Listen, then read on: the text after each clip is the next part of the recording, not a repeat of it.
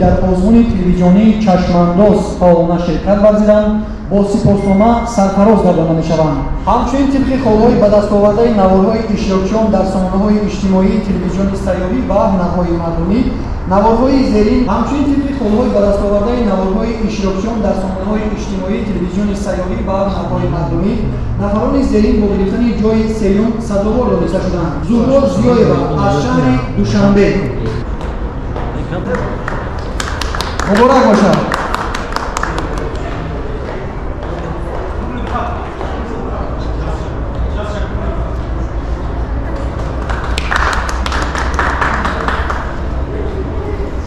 همچنین سزاوار جای سوم فروخ یکیمов از ناحیه فیض‌آباد دانسته شد.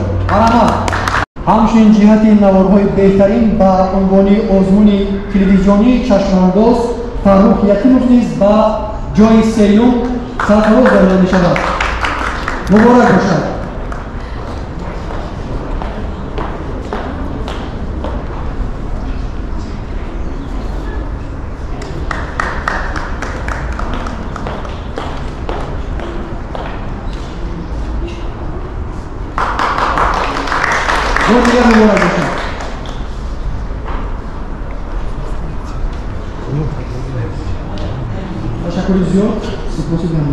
همچنین جایزه‌داران مقام دوم نفران زیر میباشند: سیدمراد کلولов از ناحیه لخش.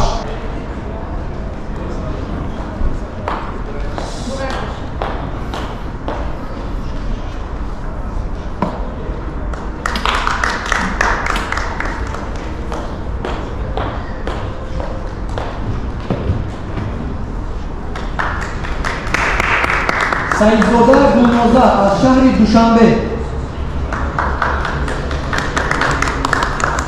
مبارک باشد.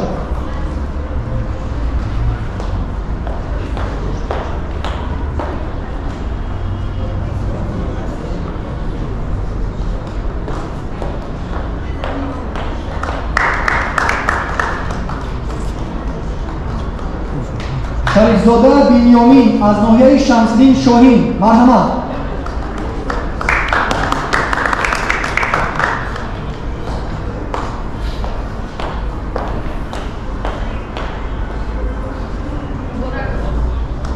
مبارک باشد.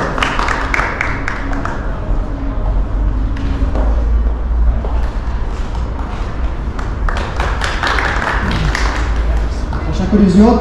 غالبان آزمون تلویزیونی چشمانداز دانسته شدند: منوچهر خورشید از ناحیه واسه. مرحمت.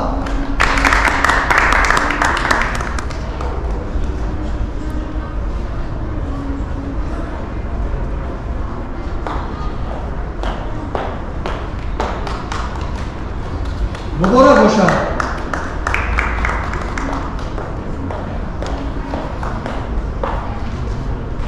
جمعبک آدینابکov از ناحیه اشکاشین.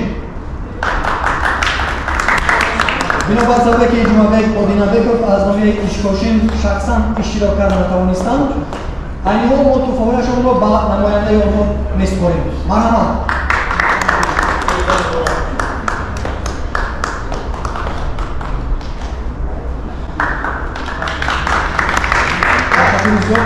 بینندگان عزیز، این بود مراسم جمع‌بستی آزمون تلویزیونی چشمانداز. قسمت‌های دیگری برنامه ادامه دارد. ما را همراه باشید.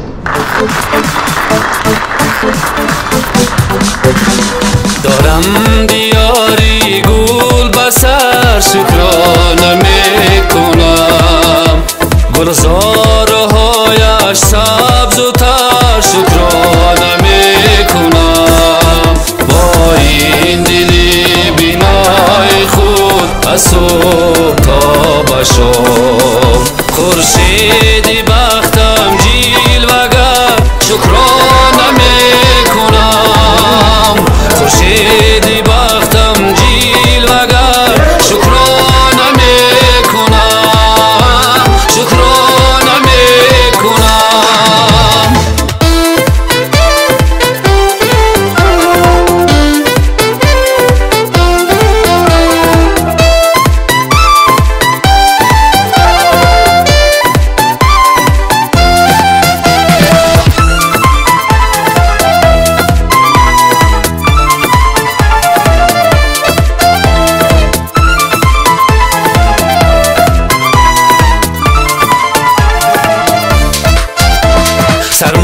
عشق هر یک کاری من نامی نکوی حق از خواب خیزم